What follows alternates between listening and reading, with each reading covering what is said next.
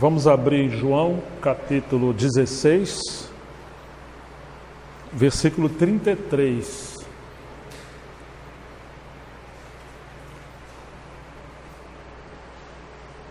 João 16, versículo 33.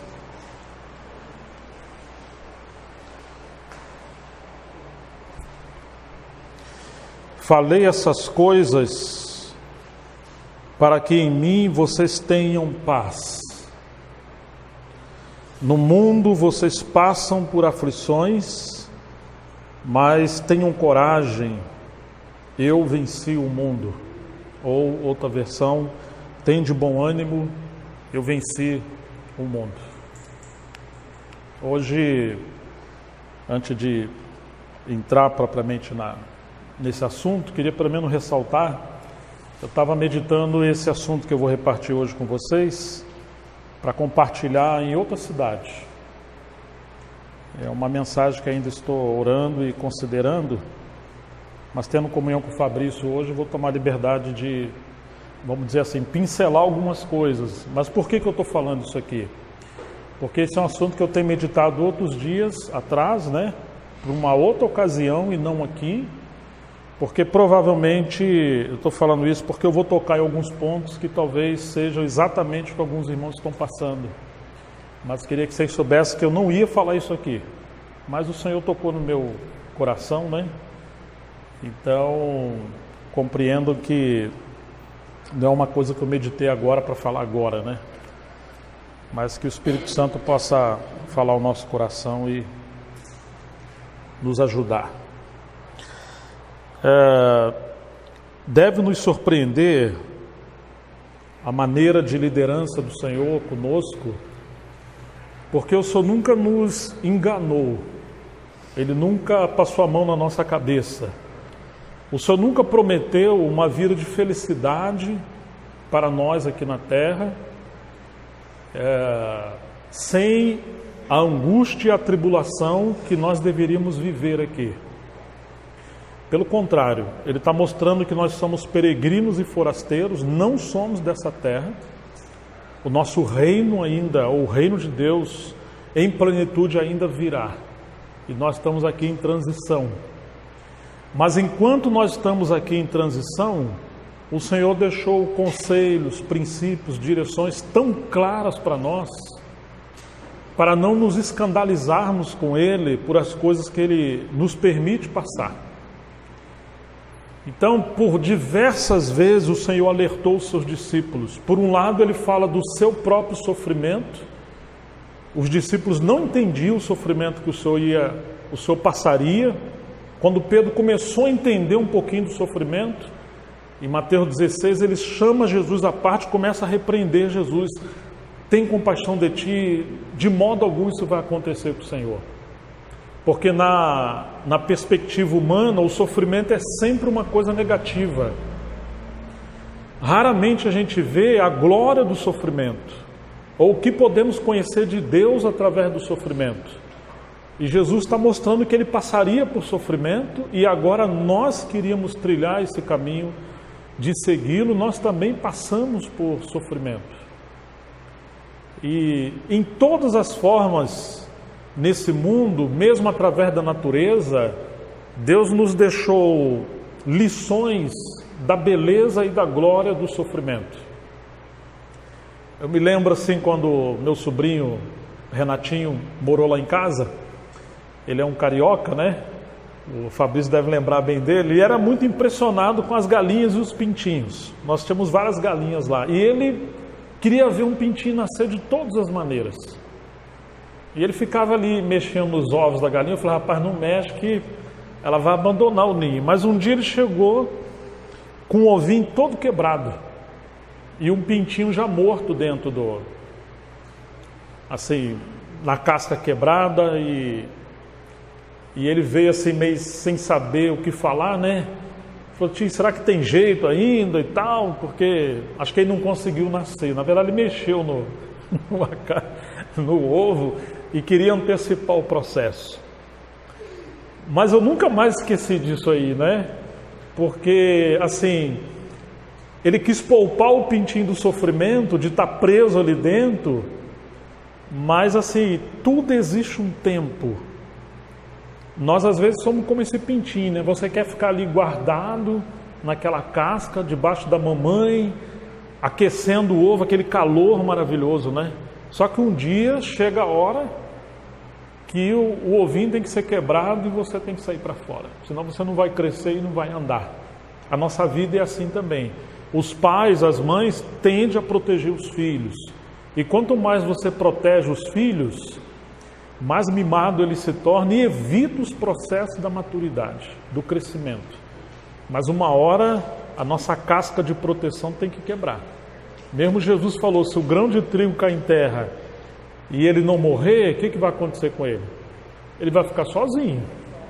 Mas se ele cair e morrer, ele vai produzir muitos frutos. Então, esse processo da morte, esse processo do sofrimento, ele é inevitável, assim como aquele pintinho que tem vida ali dentro, mas está enclausurado. Então, se a gente puder ver o sofrimento nessa perspectiva de que ele é algo que está sendo permitido para quebrar as cascas de nossa vida, para essa vida interior amadurecer e a gente poder caminhar com o Senhor, certamente cumprirá o que o Spurgeon, servo do Senhor, certa vez falou: diga sim à vontade de Deus e o sofrimento perderá sua força. Talvez o sofrimento para nós é repugnante, né? A gente evita o sofrimento. Queremos ficar guardados, protegidos, né? Porque nós estamos fugindo da vontade do Senhor muitas das vezes. Nós não devemos amar o sofrimento e nem fugir do sofrimento. Nós devemos amar a vontade de Deus, e quando nós amamos a vontade de Deus, entendemos que o sofrimento ele é um processo inevitável da nossa vida. Jesus, falando esse texto, ele diz: falei estas coisas para que em mim vocês tenham paz. Quer dizer, vocês vão passar por algum tipo de sofrimento. Porque logo no versículo 1 em diante, o versículo 2, ele diz que vão expulsar eles das sinagogas e que viria um tempo que alguns seriam mortos e os homens iam acreditar que eles estavam fazendo isso em nome de Deus, para a glória de Deus, mas estariam matando o povo de Deus, os discípulos do Senhor. E Jesus não está iludindo, ele diz: eu falo estas coisas para que em mim vocês tenham paz. Voltando ao versículo 33. O que nós podemos descobrir por meio do sofrimento é que nós podemos conhecer o Senhor e gozar de paz. Seria uma oração equivocada pedir para o Senhor nos livrar do sofrimento. A oração de um cristão é: Senhor, mostra-me a tua vontade por meio do sofrimento. Que nós possamos conhecer o Senhor por meio do sofrimento e gozar de paz. Então ele agora diz assim: no mundo tereis aflições, como diz a nossa versão revista atualizada. O mundo jaz no maligno. Depois que o homem pecou, nós vemos que o pecado que entrou no mundo, e pelo pecado entrou a morte passou a todos os homens. Nós encontramos sofrimento em toda parte. Eu tenho um livro muito estranho, né? A capa dele diz assim: somos todos normais. Mas antes da palavra normais, abre um parênteses, tem a letra A. Somos todos anormais. Depois da queda, nenhum de nós somos muito certinho. Todos nós fomos afetados por causa da queda. E agora nós nem sequer sabemos lidar com isso, nem com a tribulação do mundo, nem com as aflições do mundo, mas pior, nós temos uma guerra e um conflito dentro de nós mesmos. E ele diz: no mundo tereis aflições, mas tende bom ânimo, eu venci o mundo. Ou seja, tenham coragem, sejam encorajados. Nós passaremos por tribulações, mas o Senhor está dizendo que nós devemos ter encorajamento. Não é para a gente ser destruído pelo sofrimento, ser aniquilado pelo sofrimento, no sentido de deixar de seguir o Senhor. Infelizmente, muitas pessoas se decepcionam, se escandalizam com o Senhor, porque acham que vai ficar sempre dentro desse ovinho, sem quebrar a casca, vai ser sempre uma bolinha de proteção. E nós não deveríamos sequer criar os nossos filhos assim. Porque o nosso Pai Celestial não nos cria assim. Ele nos prepara para a realidade da vida que nós vamos viver. É muito interessante que, apesar do Senhor nos alertar sobre o sofrimento, tem uma promessa. Vamos ver Filipenses capítulo 1, que Paulo, que foi aquele que o Senhor, falando através de Ananias, falou: vai lá, Ananias, encontrar Paulo, porque ele é um vaso escolhido para mim, e eu vou mostrar para ele o quanto ele deve sofrer pelo meu nome. Vocês se lembram que o Senhor falou isso? Eu vou mostrar para Paulo o quanto ele deve sofrer ou padecer pelo meu nome. Ele seria um homem de Deus, um grande obreiro, mas ele iria passar por um caminho de sofrimento. Aí chegamos em Filipenses capítulo 1, versículo 29, que vai nos dizer assim: porque vocês receberam a graça de sofrer por Cristo e não somente de crer nele. 1,29 de Filipenses. Você está vendo que promessa? Foi nos dada a graça de não apenas crer no Senhor, mas com essa mesma graça que Ele nos deu de crer, essa mesma graça, essa mesma fé, e isso é uma obra que não vem de nós, isso vem dele, Ele também nos deu a graça para padecer por Ele, para quebrar a casca de proteção e prosseguir. Se nós fugirmos do sofrimento, nós vamos estar evitando desfrutar dessa graça que Ele nos dá. Um aspecto é a salvação e outro aspecto é esse crescimento, esse desenvolvimento da salvação. E nós não podemos fugir da tribulação nesse processo. Paulo fala aos Coríntios: não recebais a graça de Deus em vão.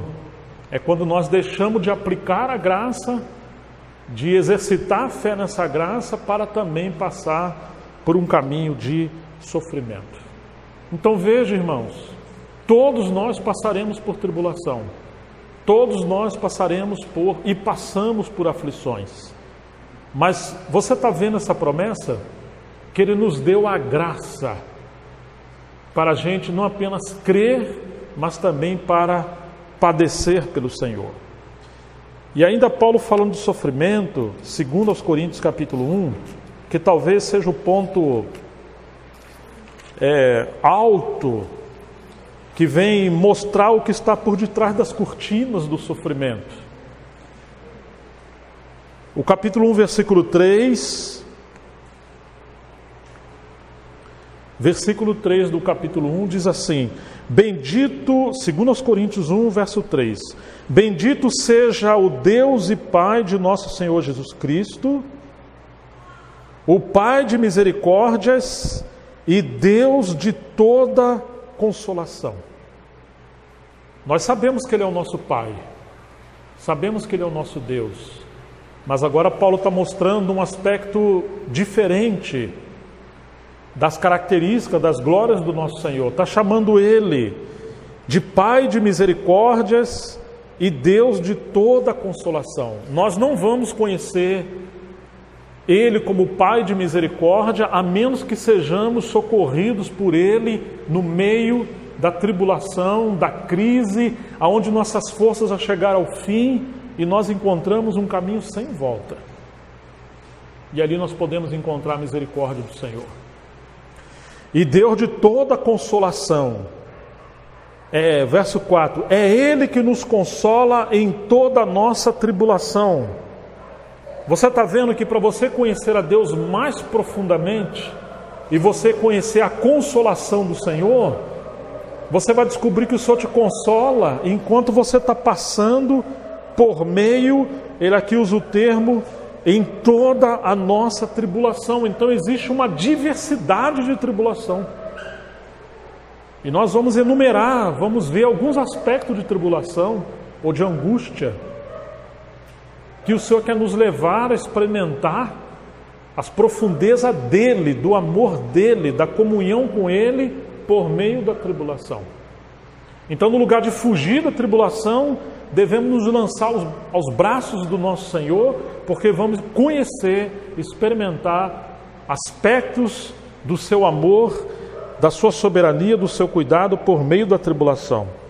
Uma coisa podemos ter certeza: Ele é o Pai de misericórdia e Deus de toda consolação. É Ele que nos consola em toda a nossa tribulação. A tristeza segundo o mundo, diz Paulo, ela gera o quê? Morte. E a tristeza segundo Deus gera...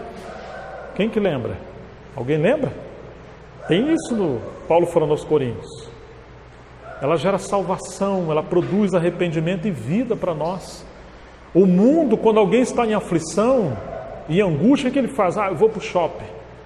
Lá você compra o que não precisa, com dinheiro que você não tem, arruma uma dívida, ou você gasta mal o seu dinheiro, porque é aquela paz momentânea, né? Aí você vai lá ver um filme, vê o Coringa, sai de lá mais oprimido do que você entrou. Irmãos, o cristão não pertence a esse mundo. Pode ser que numa fase, né, de infância espiritual, a gente venha crer que alguma coisa nesse mundo possa socorrer-nos ou nos consolar da tribulação. Os pais querem ter os filhos por perto, os filhos querem ter os pais, e assim sucessivamente. Mas vai chegar um momento que nós vemos que existem aspectos de sofrimento que ele é tão profundo e enigmático que ele penetra as entranhas da nossa alma, do nosso coração e produz uma dor terrível, inexplicável. E o homem tem um vazio tão grande que só Deus pode preencher. Nada nesse mundo vai poder preencher. Porque na verdade, o grande sentido, o maior sentido do sofrimento é conhecer a Deus. Então Paulo fala que Ele nos consola em toda a nossa tribulação. Isso significa que você passa por ondas, por ciclos de tribulação. Começa pequenininho, à medida que você vai conhecendo o Senhor, aquilo vai aumentando. Porque o Senhor espera alargar o nosso coração e a nossa alma para conhecermos Ele de maneira mais profunda. É Ele que nos consola em toda a nossa tribulação. Mas para que Ele nos consola? No verso 4. Para que, pela consolação que nós mesmos recebemos de Deus, possamos ficar bem, ficar tranquilo, ficar clean, dormir em paz. É isso que Ele está falando aí? Para que você é consolado? Para a gente, olha aqui, para que possamos consolar os que estiverem em qualquer espécie de tribulação. Olha o que está acontecendo aqui. Quando nós somos meninos, nós queremos tudo para nós, até a consolação. Queremos o colinho de Deus como se fosse o colinho da mamãe ou do papai. Não, o Senhor não faz nada por nós exatamente. Mas Ele está sempre pensando no outro. E está sempre nos levando a servir o outro. Quase sempre a intensificação do nosso sofrimento é quando nós desperdiçamos o sofrimento, desperdiçamos as nossas lágrimas, a dor, porque nós não sabemos canalizar ele para o lugar certo. Estão entendendo? Você concentra o sofrimento em você. E quando você faz isso, parece que a depressão aumenta, a pressão aumenta. E você já viu alguém descarregando um caminhão, seja de cimento, de tijolo, de feijão, de qualquer coisa? Isso até um tempo atrás, que hoje a tecnologia os robôs estão tirando o lugar do trabalho humano, né? As pessoas jogavam lá um saco de mantimento, o que estava embaixo pegava e passava para o outro, até empilhar. Mas se aquele que recebesse ficasse segurando, ele ia recebendo outro saco em cima dele, até ele ficar coberto daquela provisão que veio sobre ele. Compare isso com o sofrimento. Compare isso com a dor. Se você recebe algo, ou mesmo a consolação, e você não passa isso para frente, as lições que você está aprendendo, você vai ser enterrado pelo sofrimento. Então o sofrimento não é nem para você segurar para você, e nem sequer a consolação é para você segurar para você. A consolação que nós recebemos é porque Deus quer se revelar a outras pessoas como o Deus de toda consolação e o Pai de todas as misericórdias. Mas como que Ele vai se revelar como Pai de misericórdia e Deus de toda consolação? Ele vai se revelar quando ele encontrar filhos e filhas aqui nessa terra, que estão conhecendo Ele, experimentando a consolação dEle, e agora essa consolação dEle pode passar por você e chegar até o aflito. Olha que maravilha! Deus quer amar as pessoas através de nós. Deus quer socorrer o pobre, o necessitado, o aflito, o órfão, a viúva, ou aquele que está em luto, aquele que perdeu um ente querido, aquele que está num câncer terminal, aquele que está numa doença que não tem explicação, ou uma jovem que sofreu um aborto inesperado. Que dor! E agora, irmãos, só pessoas que passaram por tribulação, só pessoas que experimentaram a dor e conheceram Deus, poderão ajudar essas pessoas. O grande problema é que porque o nosso ego, a nossa natureza que evita o sofrimento, por mais que venhamos passar no meio do sofrimento, no lugar de transbordar em consolação de Deus, às vezes estamos cheios de amargura. E aí chegamos no meio de uma pessoa que acabou de perder alguém e fala assim: meus pêsames, meus pêsamos, meus pêsames. Você está botando mais um peso sobre a pessoa? Essa é a hora de abraçar as pessoas com o abraço de Deus e transmitir paz para elas. Mas você só pode fazer isso se você não for pobre, nu e miserável de consolação, se você conheceu Deus por meio da tribulação.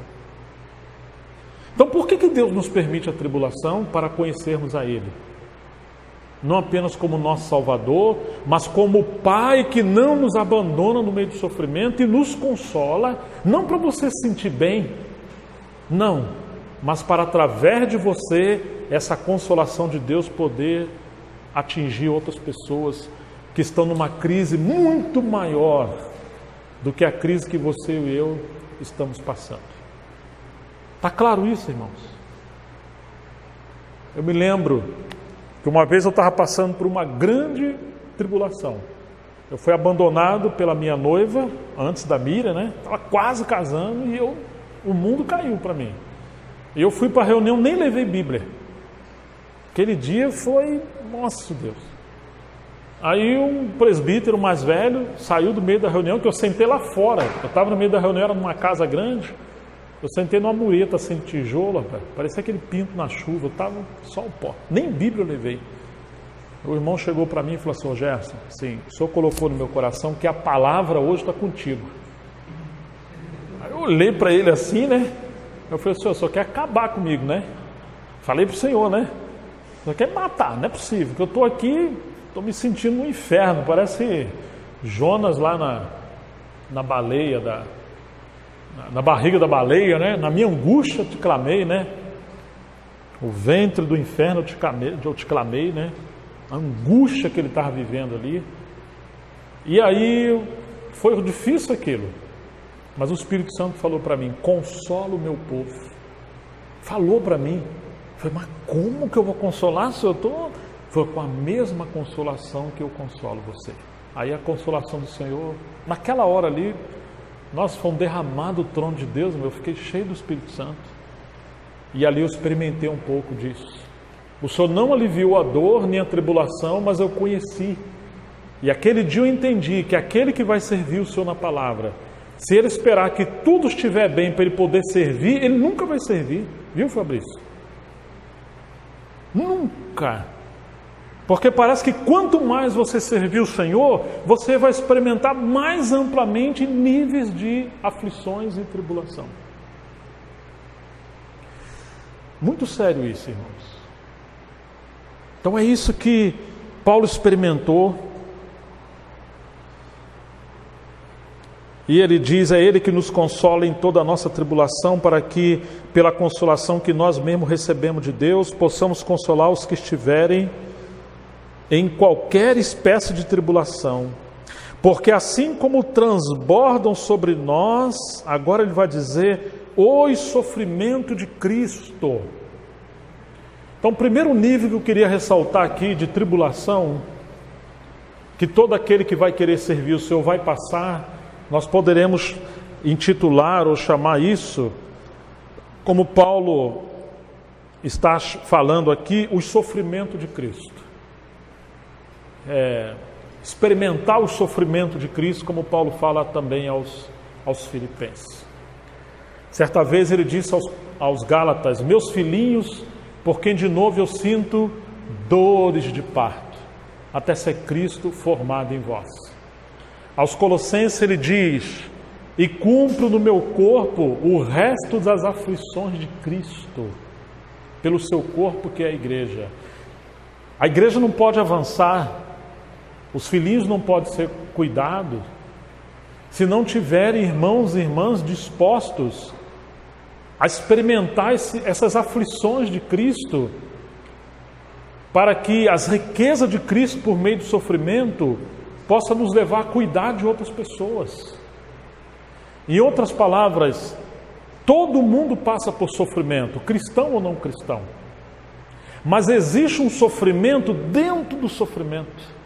Existe um sofrimento sublime, muito superior. O Spark chama isso de o sofrimento dentro do sofrimento, que é o sofrimento de Cristo, que é um nível maior.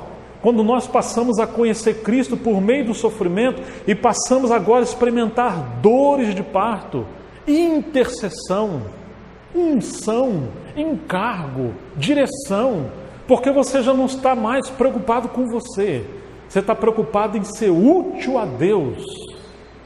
E o Senhor vai canalizar a dor do coração dele no seu coração, suas aflições, para que nós possamos repartir isso com outras pessoas. Quando Paulo soube que ele ia para Jerusalém, ele disse que lá, ele sabia que o Espírito Santo estava falando de cidade em cidade, que o que esperava ele era dores e tribulações, cadeia. E ele não fugiu, ele fala: conquanto que cumpra em mim a vontade do Senhor, estou pronto não só a sofrer, mas a morrer pelo Senhor. O que leva um homem a não fugir de tribulação, mas está desesperadamente desejoso de seguir adiante, inclusive para a morte? É essa graça, é essa unção, é esse relacionamento tão glorioso que os cristãos do primeiro, segundo e terceiro século, e alguns séculos depois, eles experimentaram no meio da morte, no meio da dor, entre os leões, nas arenas, e eles não fugiam da tribulação e do sofrimento. Eles seguiam adiante, porque eles conheciam o Deus de toda a consolação, o Pai das misericórdias. E eles estavam numa união com Deus tão profunda, que segundo alguns historiadores, quando eles estavam em prisões, eles pediam uns aos outros para passar pela frente. Deixa que eu vá hoje primeiro. Aonde? Às arenas, aos leões, aos soldados para serem decapitados, porque eles queriam partir logo para estar diante do trono da graça do nosso Senhor. Você pode imaginar isso? Pedro vai dizer daqueles que sofrem segundo a vontade de Deus: encomendai suas almas ao Senhor. Um sofrimento segundo a vontade de Deus. E fala da glória de Deus que habita sobre aqueles, que repousa sobre aqueles que estão sofrendo segundo a vontade de Deus. Você não pode conhecer a Deus profundamente se você evitar o sofrimento. Você não pode experimentar esse nível da glória e da graça de Deus se você sofre, se você foge do sofrimento. Pelo contrário, você vai enfrentar um outro sofrimento, que é o sofrimento da disciplina. Olha o sofrimento de Jacó e compare com o sofrimento de Jó, por exemplo. Jacó sofreu um sofrimento merecido, porque ele sempre estava dando um jeitinho de ter vantagem e tirar algo das pessoas. E por isso Jacó sofreu. Porque o que o homem planta, ele vai colher. Jó sofreu não porque ele mereceu, mas porque Deus queria escancarar a sua soberania, o seu caminho de quebrantamento, o seu caminho de libertação, o seu caminho misterioso de investir na vida de um homem que em princípio foi totalmente abençoado em todas as coisas por Deus e foi acusado pelo inimigo. Deus foi acusado pelo inimigo que ele dava propina para Jó, que ele corrompia um ao outro, porque ele cercava Jó de bens, de fazendas, de filhos, de riqueza, de saúde. Então você assim tem o louvor de Jó porque você corrompe Jó. Às vezes, como os pais fazem com os filhos, para ele ficar quietinho, você dá doce, dá brinquedo, vai tacando.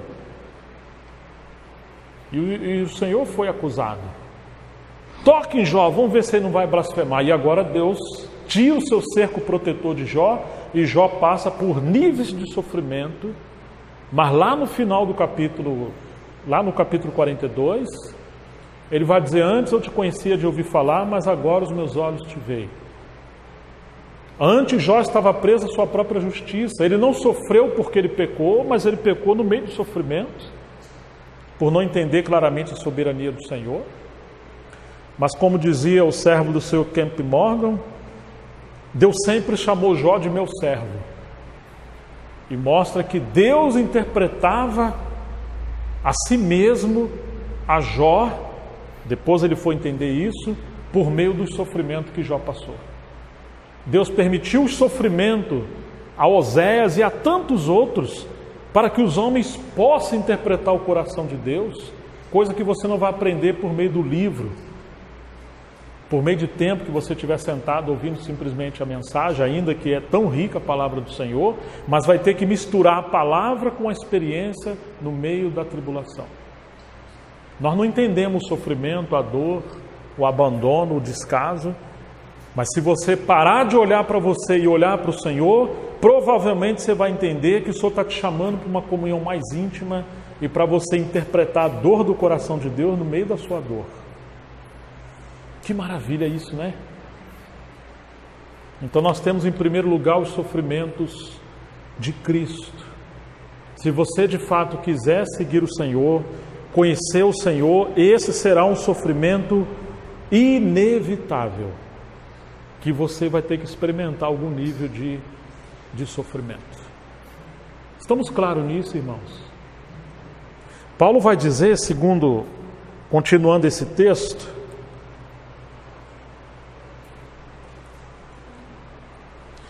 versículo 6, se somos atribulados,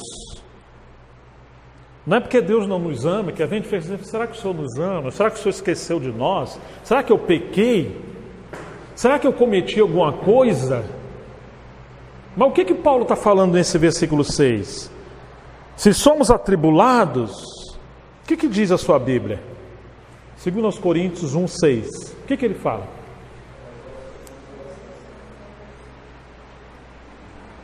É para a vossa consolação e tira os olhos de você. Está vendo, irmãos? Deus quer que você seja usado para consolar outros e salvar outros que estão numa situação pior. Se somos consolados, não é porque somos bonzinhos, não, é também para o consolo de vocês. A consolação não é para você. Você está vendo? Presta atenção nisso.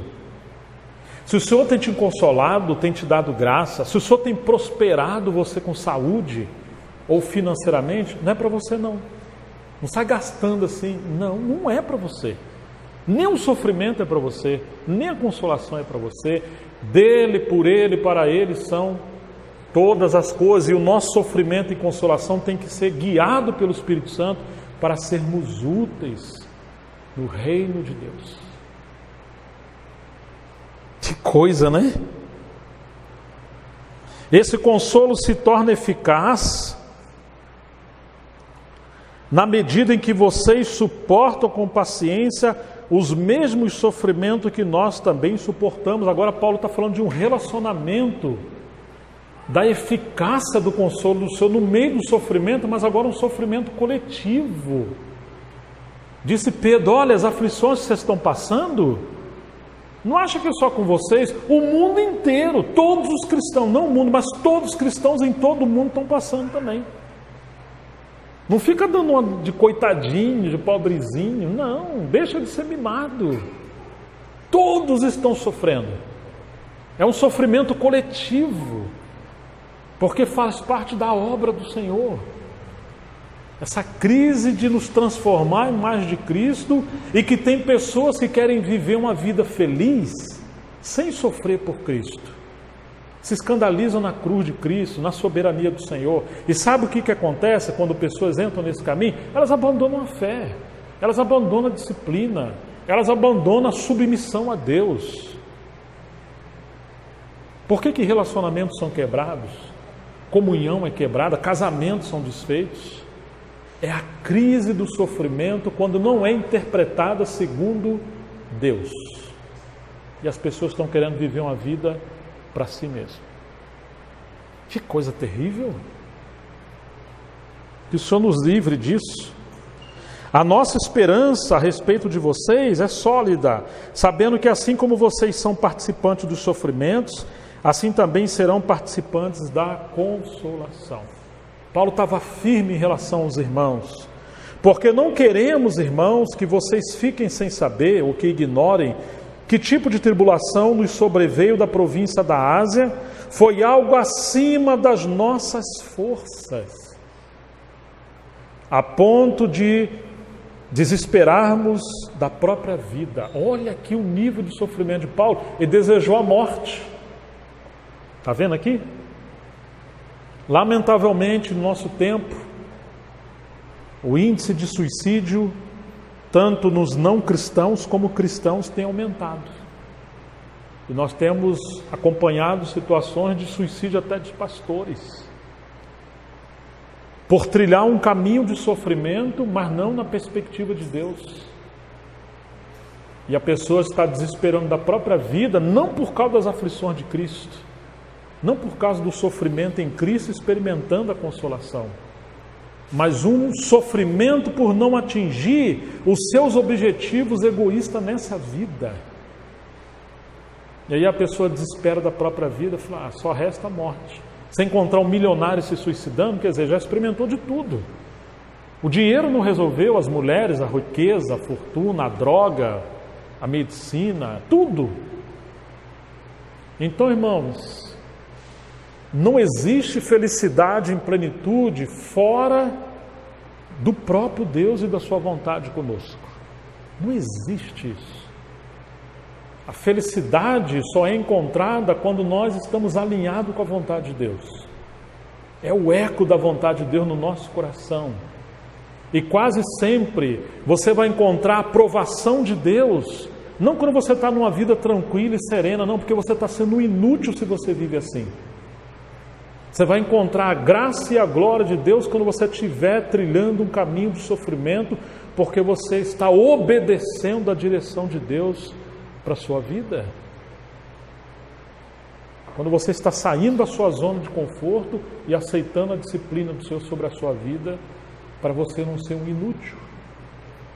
É isso que Paulo está falando.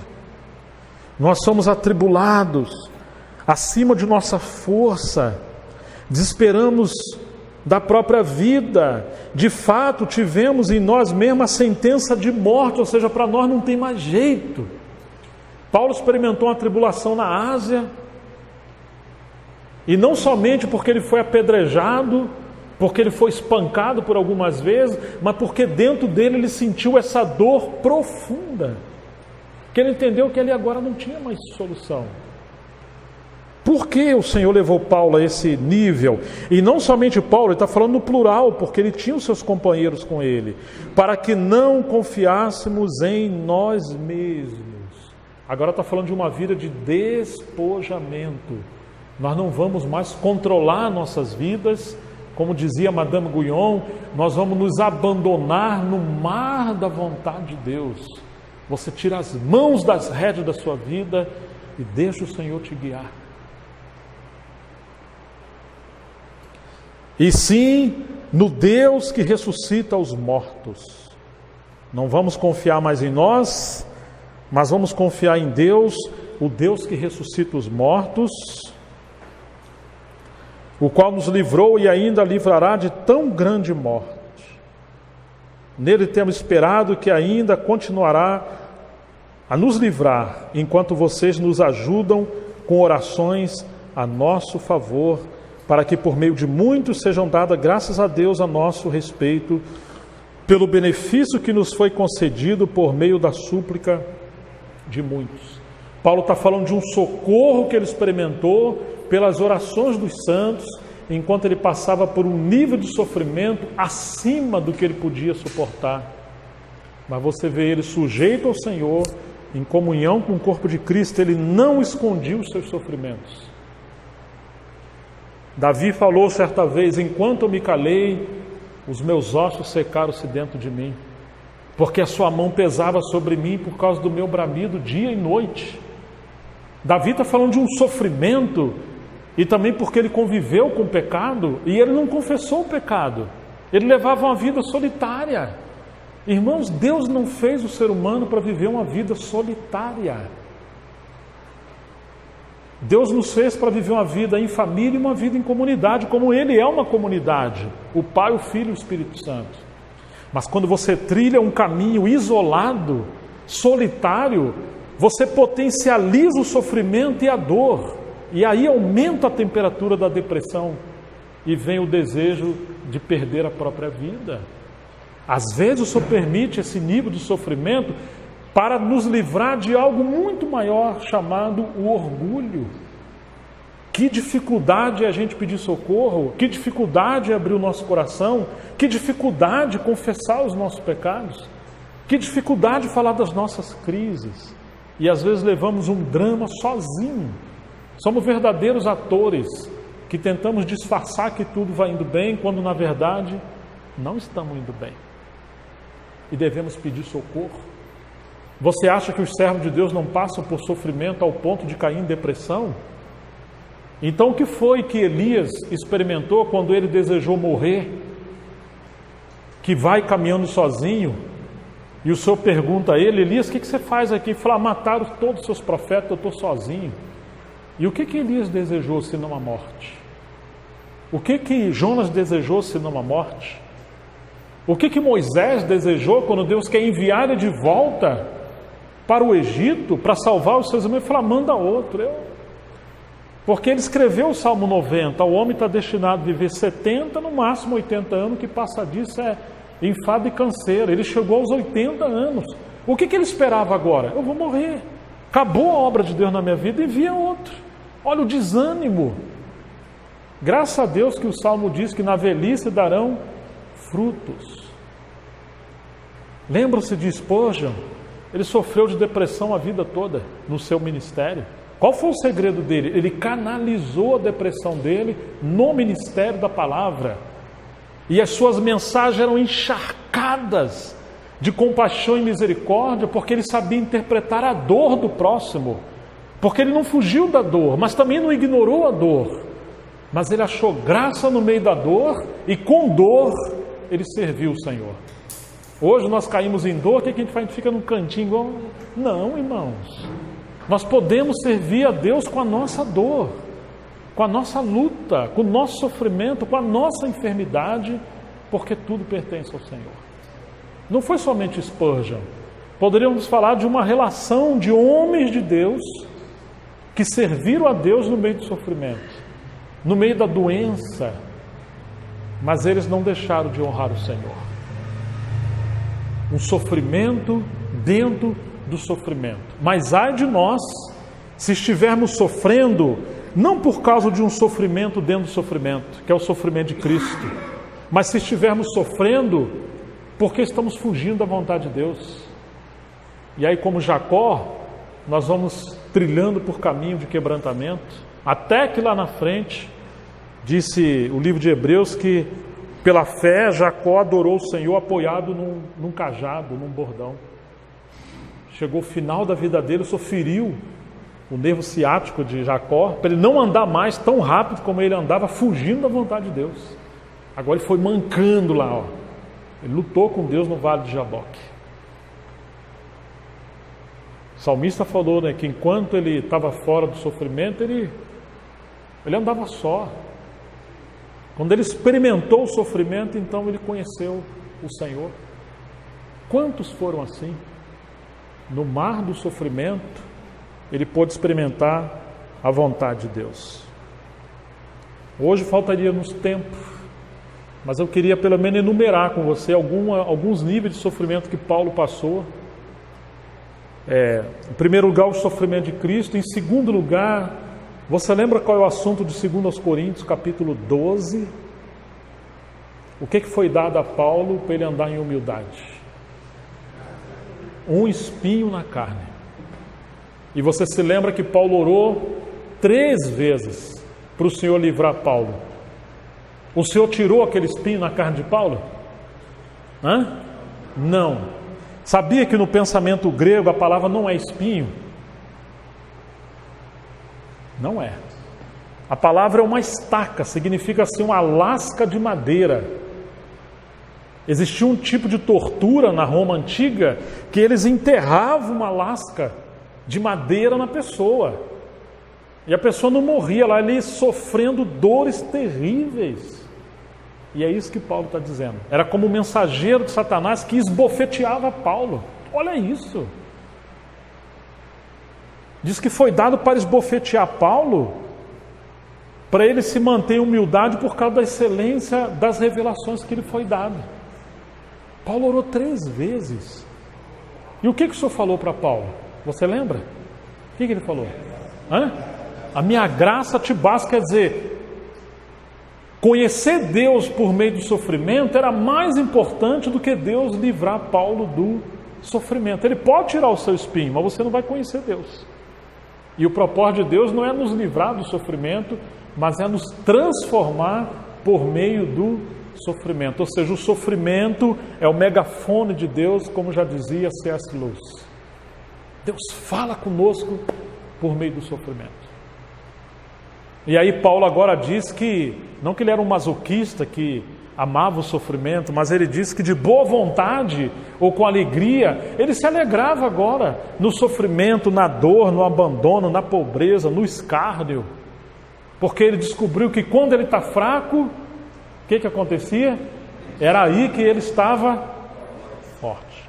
Quando você encontrar irmãos e irmãs usadas por Deus, cheio do Espírito Santo, não entra nessa ilusão, nossa, aquele irmão não deve, né? Pai, está tão cheio de graça, acho que ele não sofre, ele não passa a luta que a gente passa, não. É o contrário, irmão. Foi a rocha ferida que jorrou água abundante. A nossa pobreza espiritual é porque fugimos da tribulação e da disciplina. Lembra do pintinho que eu usei no começo, a ilustração? Querendo ficar ali, né? Debaixo do calor da mamãe ali, e deixamos de crescer e reproduzir. Então eu diria que o segundo passo é esse espinho na carne que você e eu temos ou teremos. Você tem algum tipo de enfermidade? Você tem algum tipo de situações que você não entende? Espinho na carne ali ou fraqueza de Paulo não tem a ver com pecado, tem a ver com insuficiência humana, debilidades humanas, fraquezas humanas. E quantas coisas nós temos em nossa humanidade. Há um músico maravilhoso, mas ele é bipolar. Ele sofre de esquizofrenia. Você imagina um grande poeta, ele fez uma música para ele. Agora você imagina um homem de Deus e tem problema de esquizofrenia. Outros têm problema de depressão. Eu tenho um amigo meu íntimo que ele tem grave problema de insônia.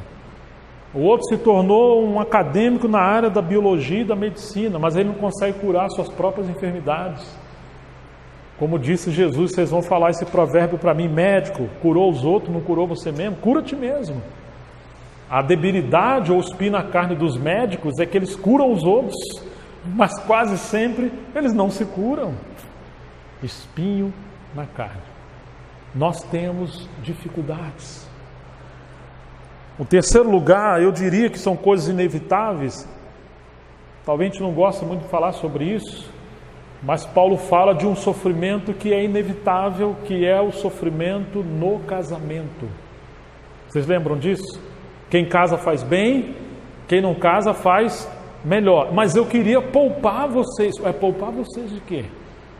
Se você ler o capítulo 7, ele vai falar das crises do casamento. Eu queria que vocês estivessem sem embaraço. E ele vai dizer assim, irmãos, chega uma hora que, capítulo 7, verso 10, Paulo vai dizer assim, a mulher não deixa o marido.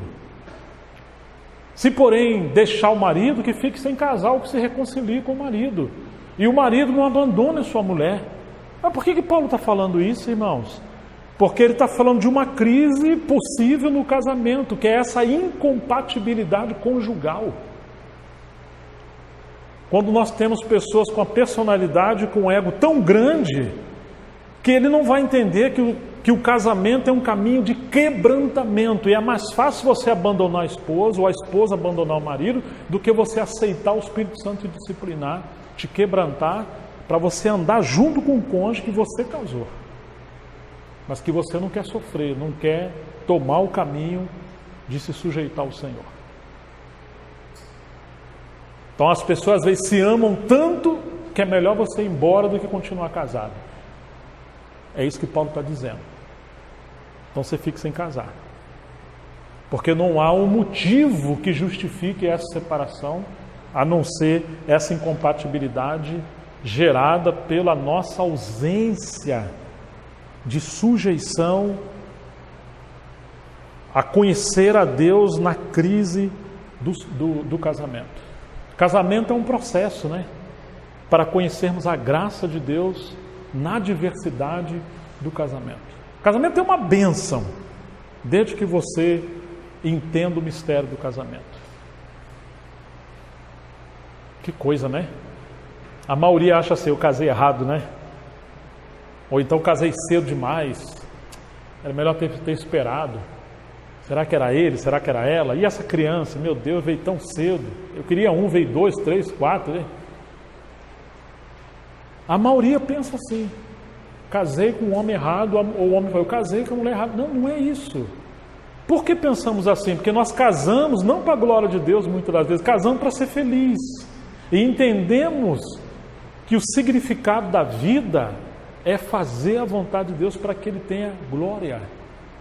Ele tem que nos tirar do centro, para Ele ser o centro da nossa vida, em todas as áreas da nossa vida. Se o marido agrada a esposa, honrando Cristo, e a esposa vive para honrar o marido, honrando Cristo, quantos problemas no casamento seriam evitados? Porque é uma vida de rendição, servindo o Senhor. Não é maravilhoso isso, irmãos? Mas muitas vezes na vida real não é assim, né? Nós passamos por tribulações e temos irmãos entre nós que passam por tribulações e não temos que fugir dessas coisas. Nós temos que encarar essas coisas, porque esse é um caminho que o Senhor falou. E esse é um caminho para conhecermos a Deus e sermos usados por Deus. Eu não quero me estender muito nesse assunto, e já estamos chegando ao final da nossa mensagem. Você lembra o que Deus mandou Oséias fazer? Você já leu o livro de Oséias? Oséias, vai lá e casa com aquela mulher virgem, uma família maravilhosa, morena, olha que gracinha. Escolhe lá ela, vai lá e casa com ela. Foi assim que Deus falou para Oséias? Não, não foi assim não, né, Nutinho? O que Deus falou para Oséias? Tem versões que dizem assim, case com aquela mulher de prostituição, ou adúltera. Você vai encontrar uma série de livros falando sobre isso, né? Mas uma coisa que você não pode negar, mesmo que aquela mulher fosse de Oséias, como alguns interpretam, e ela foi embora e adulterou, Deus manda ela pegar de volta. E mesmo voltando, depois há pecados de novo. E os seus filhos, o significado de cada nome daquele filho representa de alguma forma tragédia também, né? Até que tem um filho que representa o retorno para o Senhor. Irmãos, um homem que quer ser usado por Deus vai trilhar um caminho misterioso. Mas o que está acontecendo ali? Deus está levando Oséias, o profeta, a interpretar a dor do seu coração, porque ele é o marido traído. Ele é o marido que a mulher está se deitando com outros homens e abandonou ele. está usando o seu dinheiro, o seu recurso, o seu poder, tudo que ele tem, mas está indo com outros homens. Ele é esse marido. E Israel é a sua esposa adúltera. E Deus está compartilhando isso com o profeta. Então, muitas das vezes nós não entendemos por que sofremos. Nós sofremos também para interpretar ou conhecer a vontade de Deus no meio do sofrimento. E não é para você fugir do sofrimento, mas é para você abundar no conhecimento de Deus. Está vendo, irmãos? A gente acha assim, né? Poxa, acho que os irmãos mais abençoados são aqueles que têm a vida bem tranquilinha, né? Às vezes não é, né?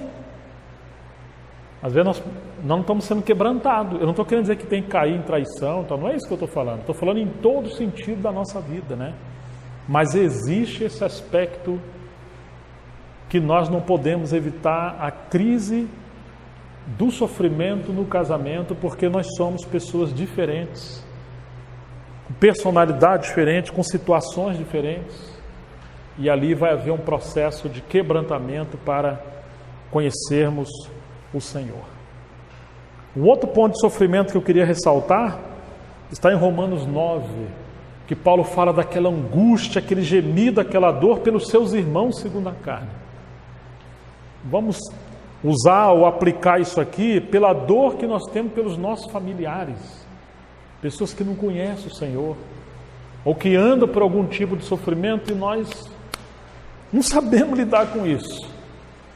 Mas como é que Paulo lida com essa situação? Ele passa a ser um intercessor. Um intercessor. Na crise do casamento, o segredo é você lembrar que o marido, ele representa Cristo no casamento, e Cristo morreu pela sua esposa ou pela noiva. E a esposa, ela honra o marido honrando Cristo. Então, quando você serve a Deus no casamento, olhando para o Senhor, a graça dele te capacita a você, mesmo passando por um processo, até às vezes de injustiça, em algum nível de relacionamento, mas você conhece a graça olhando para Cristo. No meio da aflição, do espinho na carne, Paulo fala: minha graça te basta. No meio da tribulação, por causa do sofrimento de Cristo, você conhece a consolação para você consolar a outros. No meio da crise dos familiares, dos parentes, você se torna o intercessor. Talvez o tempo da salvação dos parentes vão demorar muito. Nós não sabemos. Mas esse caminho longo é o caminho de intercessão. É um caminho de estarmos diante de Deus. E em último lugar que eu queria deixar hoje para nós, considerar a questão do sofrimento, é a morte. Esse é um assunto que, meu Deus, hoje não se fala sobre isso, né? Mas Paulo falava disso com muita tranquilidade. E nós deveríamos não ter medo da morte, mas deveríamos inclusive nos preparar para a morte, como aquele que vai encontrar o Senhor. Vamos só ler alguns versículos e nós vamos terminar hoje nesse ponto aqui. 1 Coríntios capítulo 1. Porque a vida humana, enquanto nós estamos nesse corpo, é um processo de morte, tá? Por mais que nós fugimos e queremos não enfrentar a crise da morte, nós morremos a cada dia um pouquinho mais, né? 1 Coríntios 3, versículo 21. Portanto, ninguém se glorie nos homens, porque tudo é de vocês. Seja Paulo, isso é bom. Seja Apolo, isso é bom também. Seja Cefas, isso aí também é muito bom. Né? Seja o mundo, é bom também, né? Temos aí tudo que Deus criou no mundo, né? O mundo é nosso. Seja a vida, isso aí maravilhoso. Seja a morte, Não, isso não é bom não.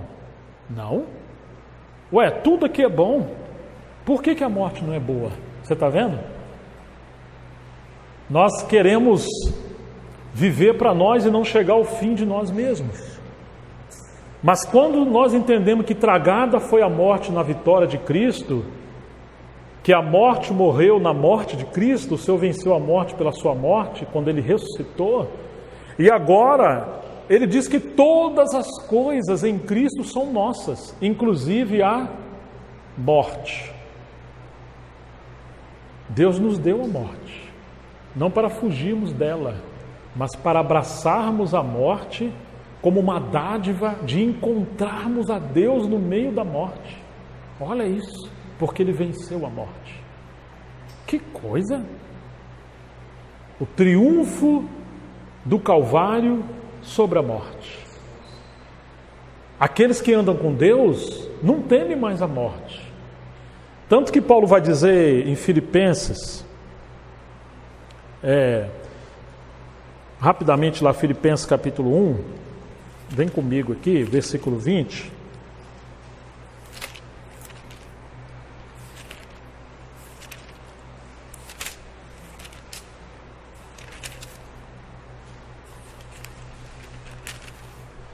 Diz assim, Filipenses capítulo 1, versículo 20.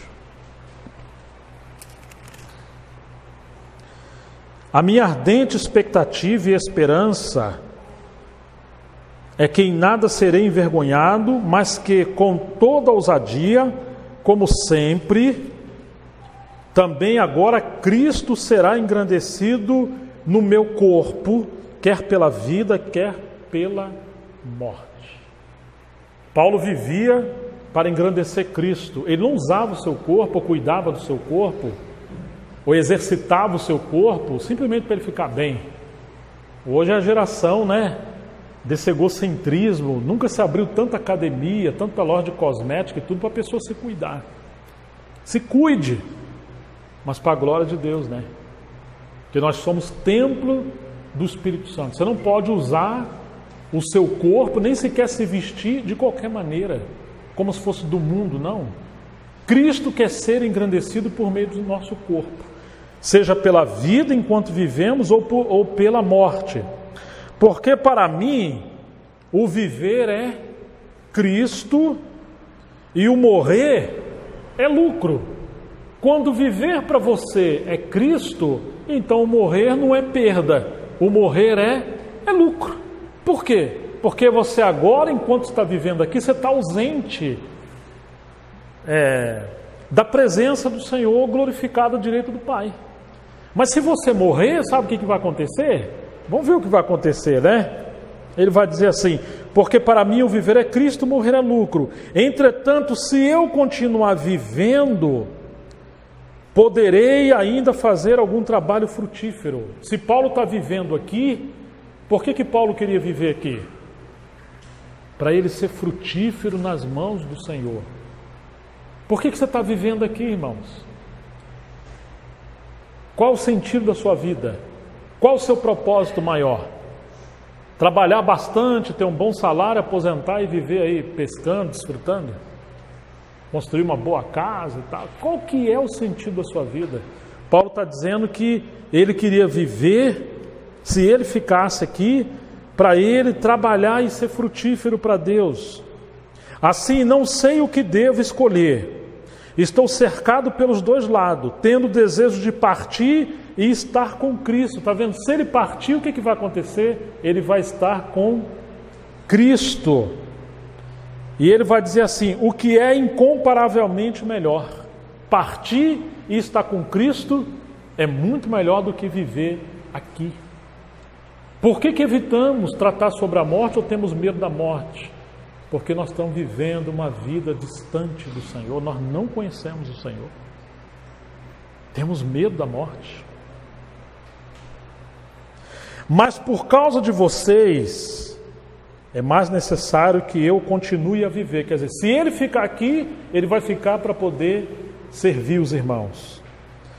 E convencido disto, estou certo de que ficarei e permanecerei com todos vocês, para que progridam e tenham alegria na fé, para que os irmãos cresçam. Paulo ia ficar. Desse modo, vocês terão mais motivo para se gloriarem em Cristo Jesus, por minha causa, pela minha presença de novo no meio de vocês. Enquanto Paulo não morresse, Paulo ia ficar para ser muito útil aos irmãos, agora, claro, para que os irmãos pudessem progredir, não viver uma vida medíocre. A última passagem está em Apocalipse 2.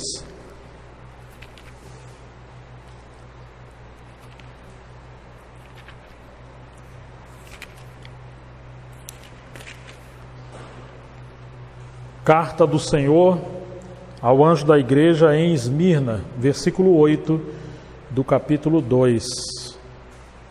Ao anjo da igreja em Esmirna escreve: estas coisas diz o primeiro e o último, aquele que esteve morto e tornou a viver. Presta bem atenção nisso aqui. Eu conheço a tribulação pela qual vocês estão passando, a sua pobreza, embora você seja rico.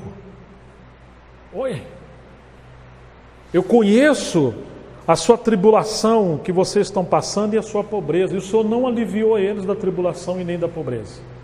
Mas Ele está dizendo assim: vocês são ricos. A igreja de Laodiceia se achava rica e era rica, segundo a carne. Tinha dinheiro, tinha recurso.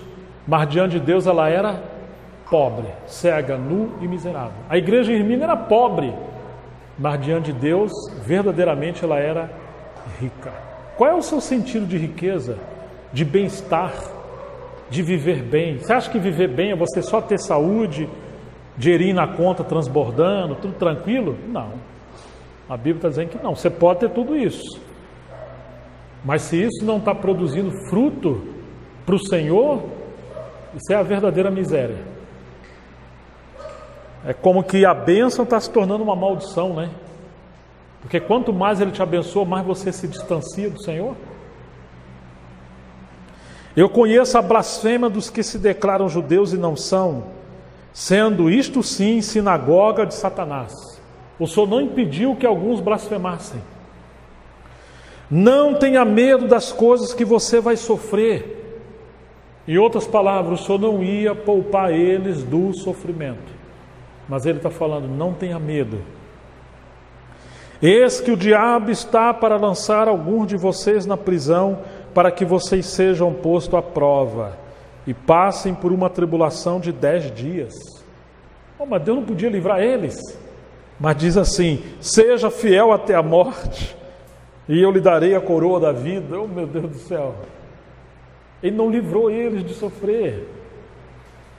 Houve um período de 10 papas, em 10 séculos, vamos assim dizer, de grande tribulação da igreja, que foi o período de maiores martírios na história da igreja, e que Deus não poupou o seu povo, mas que foram, vamos dizer, o período de ouro, de glória da igreja, quando no meio da tribulação eles conheciam o Senhor de maneira tão extraordinária, assim como aconteceu com Estevão.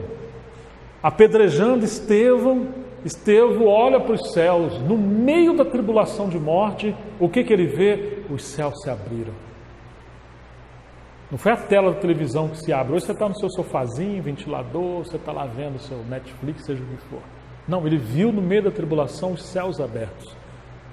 E o Filho do Homem que está sentado à direita do Pai, a gente que canta, tu que estás assentado, diz que ele ficou de pé, irmãos. Para quê? Para receber Estevão.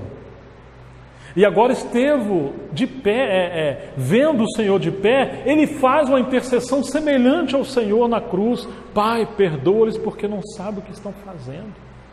Gente, da onde veio essa maturidade? Veio por meio da tribulação que Estevão passou em sua vida cristã, e ele conheceu a Deus no meio da tribulação. E agora ele está falando aqui: vocês vão passar.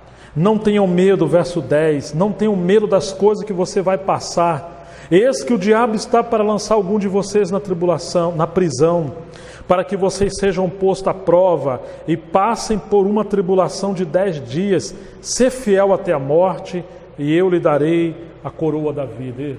O texto diz que o rosto de Estevão brilhava como o rosto de um anjo. Quem tem ouvidos, ouça o que o Espírito diz às igrejas. O vencedor, aquele que honrar a Deus no meio do sofrimento, de modo nenhum sofrerá o dano da segunda morte. Irmãos, no mundo tereis aflições, mas tende bom ânimo, eu venci o mundo. Esquecendo das coisas que para trás ficam, não é para você ficar lamentando o sofrimento, lambendo o sofrimento, lembrando das coisas, não. Esqueçam as coisas que para trás ficam. Às vezes entramos em casa de pessoas que pedem a nossa ajuda no pastoreio, e a pessoa aquela depressão, aquele sofrimento. Eu tenho visto isso várias vezes. Morreu alguém foi embora, mas você entra lá, a pessoa mantém aqueles quadros, aquelas fotos, aqueles móveis. Eu tenho visto direto. Aí olha ali e chora, aquele saudosismo. Você quer ser mesmo ajudado? Quer? Doa essas coisas, doa esses móveis, doa essas roupas, tira isso dentro de casa. Por quê? Porque você está, digamos, como que invocando aquela tribulação, aquela angústia, aquela dor, aquela morte que ficou no passado. Você está como ressuscitando isso para o tempo presente. Quer trazer as memórias? Tem que trazer as memórias, as coisas que dão esperança. Coloque os seus olhos nas coisas que geram vida, não as coisas que geram sofrimento e tristeza. Irmãos, coisa que leva você a ressuscitar o passado, se livra dessas coisas. Abra mão dessas coisas. Às vezes Satanás está usando essas coisas para te manter numa tortura psicológica e espiritual. Você acha que é uma grande virtude? Desculpa tocar nessas coisas, eu falei para vocês que eu não ia falar isso aqui porque eu pensei isso hoje. Uma vez eu tive que falar com uma pessoa assim, falando, mas vai que ela volte, a esposa que foi embora. Eu tive que abrir lá em Coríntios, lá, ó. De onde sabes, ó marido, se a mulher vai voltar? E de onde sabe a mulher se seu marido vai voltar? Ou seja, o Espírito Santo não deu nenhuma esperança que ela vai voltar. Você é livre para esperar e orar.